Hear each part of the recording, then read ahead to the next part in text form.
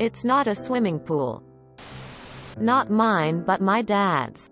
RIP. Subplot: he passed away 4 years ago at the age of 64. Like his father, grandfather and great-grandfather. All down the paternal line. All first-born sons. All of different things. When I get to 64 I might starting shitting bricks. Anyway. To the MC. Many years ago, it became law that all swimming pools needed to be fenced separately. The fact we lived in a fully fenced property with a gate was not enough. The swimming pool needed its own fence. Dad ignored the rule as we didn't really use the pool anymore. Approximately 30 feet long and 10 feet wide and 6 feet deep in the shape of a kidney. I swam at nationals a couple of times and my brother was able to bob along pretty well. We didn't have young children come to the house. None of our friends had children. 0 point in fencing it. A couple of years after it became law, the council started doing inspections to make sure that pools were fenced. The guy was a typical council employee, strutting around in his fiefdom, flexing his muscle and threatening fines in court, etc. Dad got some quotes to have it fenced, which were pretty expensive as the hard paving surrounding the pool was curved and the fence couldn't be a typical wooden fence as a wood doesn't follow curved contours easily, and the council bylaw wouldn't allow it, as little kids, who were non-existent at our house, could climb the fence using the crossmember to get a footing. So Dad kinda ignored the issue for a while until the council guy came back and again started threatening again and gave Dad 30 days, or something like that, to remedy the issue and sort out the swimming pool. Dad started researching and came up with a solution. The council guy came back 31 days later and was furious that the pool wasn't fenced. Dad took him out to the pool, the approximately 30 feet long and 10 feet wide and 6 feet deep in the shape of a kidney. He showed the council guy the dozen or so fish and water lilies that now occupied the pool, thus turning it into a fish pond. A pond that was the same size and depth as the swimming pool it used to be, which under the law did not, and still doesn't need to be fenced. Game. Set. Match. Edit. Blimey. This has blown up a bit more than I expected. Was expecting 40 or 50 up arrow. And thanks to those awards, I can see, and in some ways agree, that it was a bit irresponsible. But as mentioned, the property itself was fully fenced and electric gates at the top of the drive. No kids came to the house. I'm pretty sure if we did have visitors or it was still used as a swimming pool when my brother and I had kids, fencing would have happened. Subplot: he passed away 4 years ago at the age of 64.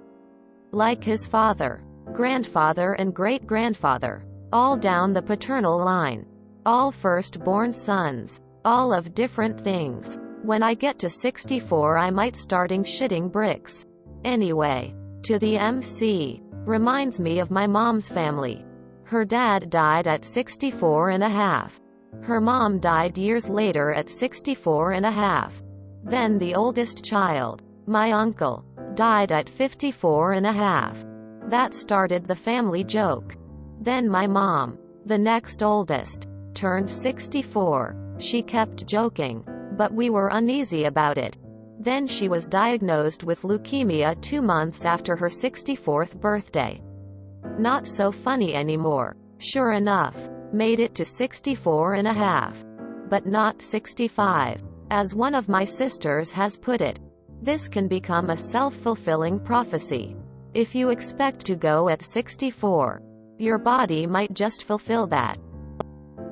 So speak against it, loudly and often. Do not accept the paternal line. Love it. I have a couple of questions for the fish experts. First, given an appropriate climate, how do the maintenance requirements of a fish pond compare to those of a swimming pool? Second, after taking care that your fish are in a healthy environment, anything wrong with a clean human swimming in the fish pond. Assuming no contaminants like sunscreen or hair products. Lol, awesome. Rip to your dad. I remember a story from a few decades ago. Somewhere in the Phoenix metro area. A man was going to fill in his swimming pool because no one was using it anymore and he was tired of taking care of it. His son pleaded to let the pool remain and he would take over the maintenance. It wasn't long before the pool looked like green soup. The thought of filling it in came up again. But instead, the pool was used as a catfish farm. Once a year, the whole neighborhood would be invited over for a big fish fry. I was hoping he converted it into a skate bowl. It's not a swimming pool. Does sick kick flip. Drops in. Fish ponds do not need fencing in Australia if they were designed as a fish pond. And are under 30 centimeters deep. Would have got a fine here. A kidney-shaped pool? Should have emptied it and called it a skateboard bowl and let the neighborhood kids skate it.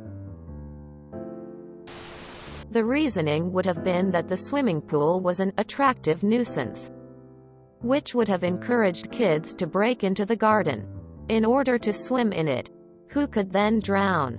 They shouldn't be there. We'll know that they're in the wrong, but governments decide that kids aren't responsible enough to know not to do it, and so it falls on pool owners to stop the kids from breaking into the garden. Large trampolines can also have the same problem. The attractive nuisance doctrine applies to the law of torts in some jurisdictions. It states that a landowner may be held liable for injuries to children trespassing on the land if the injury is caused by an object on the land that is likely to attract children. The doctrine is designed to protect children who are unable to appreciate the risk posed by the object, by imposing a liability on the landowner. The doctrine has been applied to hold landowners liable for injuries caused by abandoned cars, piles of lumber or sand, trampolines, and swimming pools. However, it can be applied to virtually anything on the property. https://en.wikipedia.org/wiki/attractive-a-nuisance-doctrine. https www.findlaw.com/real estate/owning-a-dash-home/dangers-to-children-attractive-nuisances.html. When my parents sold their house, we had a 24 feet diameter above ground round pool. The electrical for the pump needed to be brought up to the new codes, and the buyers insisted my parents pay for the upgrade. My father removed the pool. Those laws are written in blood, my dude. The pool counts as an attractive nuisance. Y'all may not have been inviting anyone with young kids over, but if a kid snuck onto your property, he would have been liable if they got hurt, even after y'all turned it into a pond. Lol. Honestly, y'all probably could have just drained the pool and not have to fence it if y'all never used it anyway. Just wanted to let you know that there is a clear logic behind the laws, even if they were worded poorly. Op mentions in one of his comments that he's from NZ. Before the introduction of the Fencing of Swimming Pools Act in 1987, on average 10 children drowned in swimming pools per year. This decreased to an average of 2 children drowning per year once the act had passed and people were required to fence their swimming pools. Op's dad should have sucked it up and built a damn fence. Nice compliance, but kind of a dick move to treat a council employee like he's being wildly unreasonable to ensure children don't drown in pools. It's a common issue in most instances where it does happen now. At least in my heavily regulated area. It's often due to people insisting that they never have small children on their property. Then the rare time a little kid somehow gets near the pool at a party or by exploring a bit too far, from their own home. And suddenly a child is dead because the pavers made a fence a bit difficult. Perfectly acceptable compliance. My question would be if any of the council members had any connections to any of the fencing companies. EYOP, you wanna shit bricks? I 100% expected you to say he built a 6-inch fence around the pool since they didn't specify a height. I hope your dad and my dad are somewhere swapping stories over a beer. They would have gotten along fabulously. TBH, I was looking forward to the councilman losing a kidney over a kidney-shaped cement platform in the middle of a yard. I guess I'm just not creative. That's actually a clever use for a pool you have no intent on using anymore. Admittedly, does also bring into question WTH was their definition of a pool to not include the pond conversion. If your mates haven't nicknamed you Commodore or Nintendo, are they really your mates? Damn. In Quebec, the government is forcing everyone to fence in their pool by 2023. Same exact situation. Worst part is they had grandfathered pools built before 2010 to be exempt but went back on their word. My property is surrounded by a 6-foot brick wall and fenced. There's no kids that ever come. To add insult to injury, there's only 4 months of swimming weather while it snows for 6 and too cold for 2. Swimming pool companies don't even have any appointments available for at least a year. It's gonna unnecessarily cost at least $4,000 to this job professionally. If you enjoyed this video, please check out our playlists full of similar content. Epic Haircast is like doom scrolling for your ears. Please like, share, and subscribe.